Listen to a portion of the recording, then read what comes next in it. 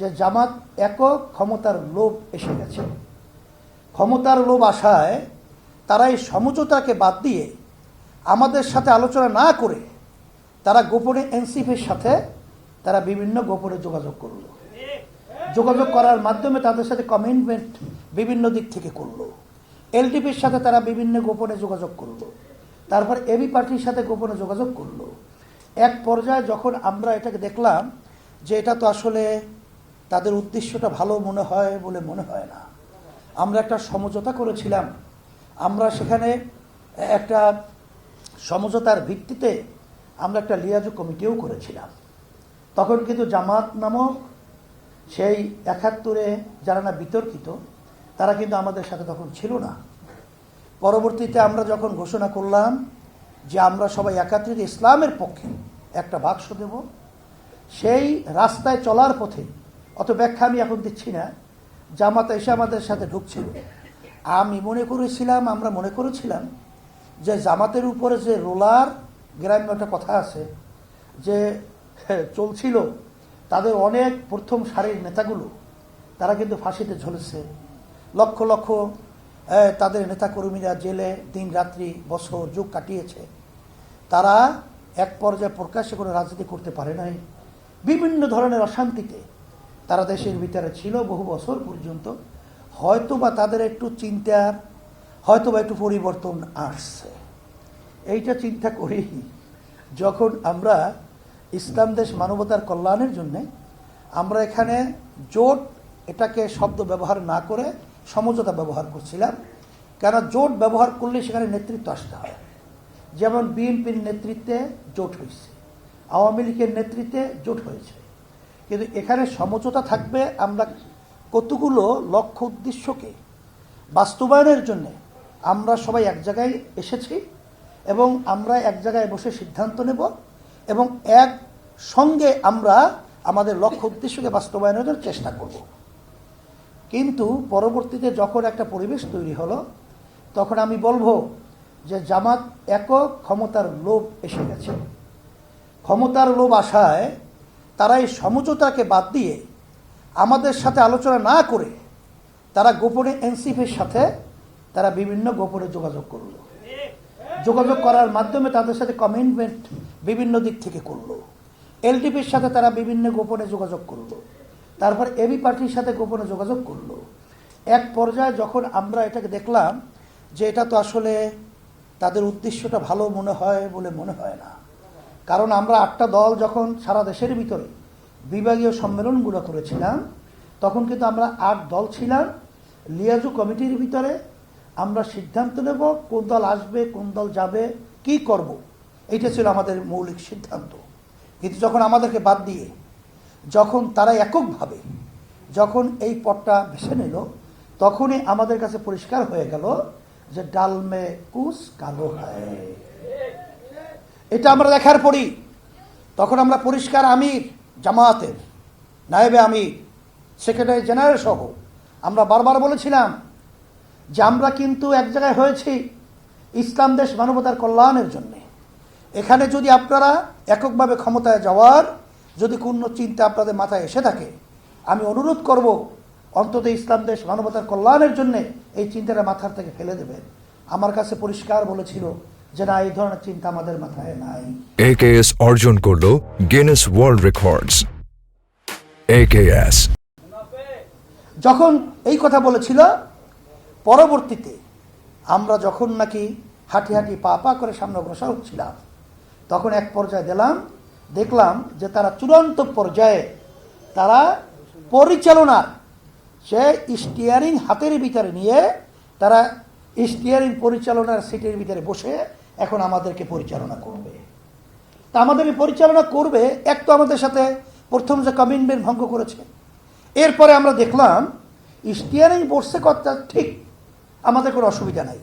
কিন্তু যখন আমরা দেখলাম গোপনে তারা বৈঠক করে ভারতের সঙ্গে, যখন আমরা দেখলাম গোপনে বৈঠক করে আমেরিকার সাথে, যখন আমরা দেখলাম যে তারা খ্রিস্টান মিশনারির সেক্রেটারি জেনারেল তার কাছে স্বীকারোক্তি দিয়ে আসে আমি যে তারা ক্ষমতায় যেতে পারলে তারা ইসলাম অনুযায়ী দেশ চালাবে না, শরিয়া অনুযায়ী দেশ চালাবে না, প্রচলিত প্রচলিত গণতন্ত্র অনুযায়ী দেশ চালাবে, তখনই আমাদের পুরাপুরি নাক কানের ভিতরে যে একটা আবদ্ধ ঢুকানো ছিল, কি ওটা কি বলে, নাক কান বন্ধ ছিল, সেটা খুলে গেছে। খুলে যাওয়ার পরে আমার কথা হলো, আমেরিকা, ভারত, অন্যত্র আদার্স বৈঠক হবে, করব প্রয়োজনে, দেশ মানুষ এবং ইসলামের কল্যাণে, কিন্তু সেটা গোপনে চোরাই পথে কেন। তখনই আমরা দেখেছি এর ভিতরে অনেক উদ্দেশ্য, যেটা কালো অধ্যায়। যখন আমরা দেখেছি, তখন আমরা বারবার তাদেরকে বুঝাবার পরেও যখন নাকি তারা ওখান থেকে ফিরে আসবে না, দেখতেছি তাদের আচরণটা সম্পূর্ণ ব্যতিক্রম।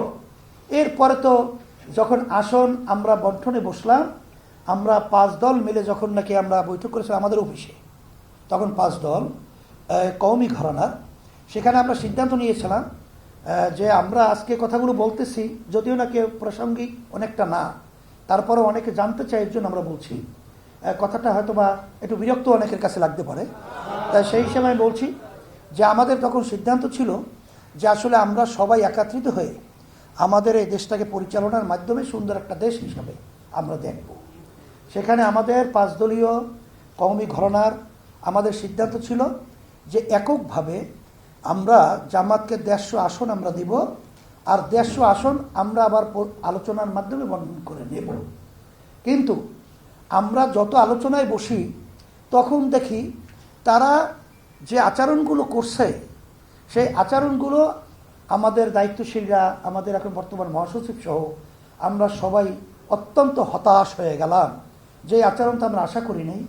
হ্যাঁ, তারা যত আসন নেক, এটা আমাদের কোনো অসুবিধা নেই, কিন্তু আলোচনার মাধ্যমে নেক, কিন্তু আমাদেরকে চাপায়া দেবে অযৌক্তিকভাবে, এটা আমাদের প্রশ্ন ছিল। এরপরে আমরা দেখেছি যে তারা এখন এককভাবে ক্ষমতায় যাওয়ার জন্যই তাদের যে সেক্রেটারি জেনারেল ঘোষণা দিয়েছিল যে তারা 200 আসনে নির্বাচন করবে, তারা 200 আসনে নির্বাচন করবে, আর বাকি শরীকদেরকে 100 আসন তারা বন্টন করবে। এই কথা বলার পর আমি প্রশ্ন করেছিলাম যে আপনারা যে কথা বলেছেন, এই কথাটা কি আসলে আপনাদের দলীয় না কোনো ব্যক্তিগত? তখন কিন্তু পরিষ্কারভাবে বলেছিল যেটা তার ব্যক্তিগত, এটা আমাদের দলীয় কোনো সিদ্ধান্ত না। কিন্তু পরবর্তীতে আমরা দেখলাম যে আসলে এইটাই ছিল তাদের চিন্তা। তা যাই হোক, এরপরে আমাদেরকে এক পর্যায়ে, এখন এই কথাটা আজকে বলতেছি, যে জামাতের উপর লেভেলে নেতারা এক পর্যায়ে বলেছেন, যদি এই নিয়ম অনুযায়ী আপনারা আমাদের সাথে থাকতে চান বা এখানে থাকতে চান, তাহলে থাকতে পারবেন, না হলে আপনাদের চিন্তা আপনারা করতে পারেন।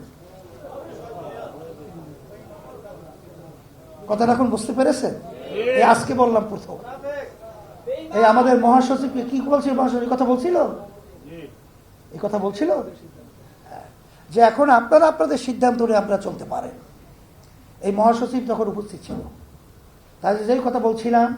এরপরে তো আমরা আসলাম, আসার পরে আমরা আমাদের যে শরিক দলগুলো ছিল, শরিক মানে আমরা যে এক জায়গায় সমঝোতায় ছিলাম, সমঝোতায় আমাদের কওমি ঘরানা যে ইসলামী দলগুলো, সেখানে মামুনুল হক সাহেবের অফিসে আমি আমার আহ্বানে সেখানে মিটিং বাস্তবায়নের জন্য আমি বলেছিলাম, তারা সেখানে বাস্তবায়নের ব্যবস্থাও করেছিল।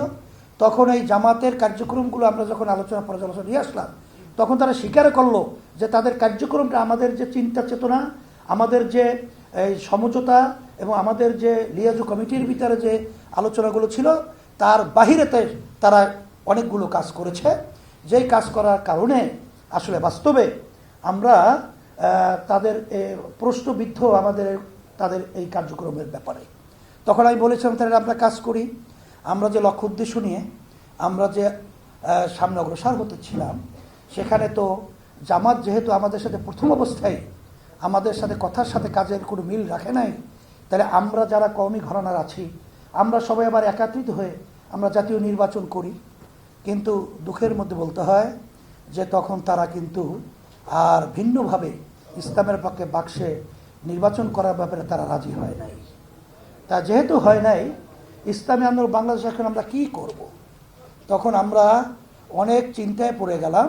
এক পর্যায়ে আমরা তখন আমাদের কেন্দ্রীয় মজলিসে শুরা এবং সমস্ত প্রার্থীদেরকে আমেলা সহ সব দায়িত্বশীলদেরকে নিয়ে বারবার পরামর্শ করার পরে তখন আমরা সিদ্ধান্ত নিলাম যে ইসলামী আন্দোলন বাংলাদেশ নিছক শুধু কয়েকটা এমপি পদের জন্যে, মন্ত্রিত্বের জন্যে, সম্পদ সম্মানের জন্যে আমরা রাজনীতি করি না। আমরা রাজনীতি করি ইবাদতের উদ্দেশ্যে, দেশের কল্যাণে, মানবতার কল্যাণে, ইসলামের কল্যাণে। সেহেতু আমরা ইসলামের কল্যাণকে আমরা অগ্রাধিকার দেব। এই সিদ্ধান্ত নিয়েই ওই কঠিন মুহূর্তে, বলতে গেলে ক্ষমতার দ্বার প্রান্ত থেকে আমরা ওখানে ফিরে এসেছি ইসলামের স্বার্থে, আল্লাহকে রাজি খুশির উদ্দেশ্যে, দেশ এবং মানুষের কল্যাণের স্বার্থে, নট ব্যক্তি দল কোনো ক্ষমতায় যাওয়ার স্বার্থে ওখানে আমরা থাকি নাই। এই জন্য আমরা এসেছি।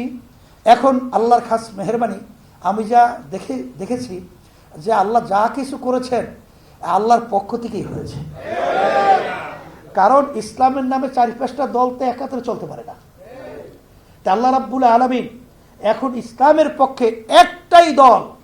আজকে পরিষ্কার বাংলার দেশের মধ্যে দিন যেরকম নাকি আজকে বোঝাতে কোনো কষ্ট হয় না, আর আজকে বাংলাদেশের ভিতরে ইসলামের পক্ষে একটাই দল রয়েছে। সেই ইসলামী দলের নাম হলো ইসলামী আন্দোলন বাংলাদেশ।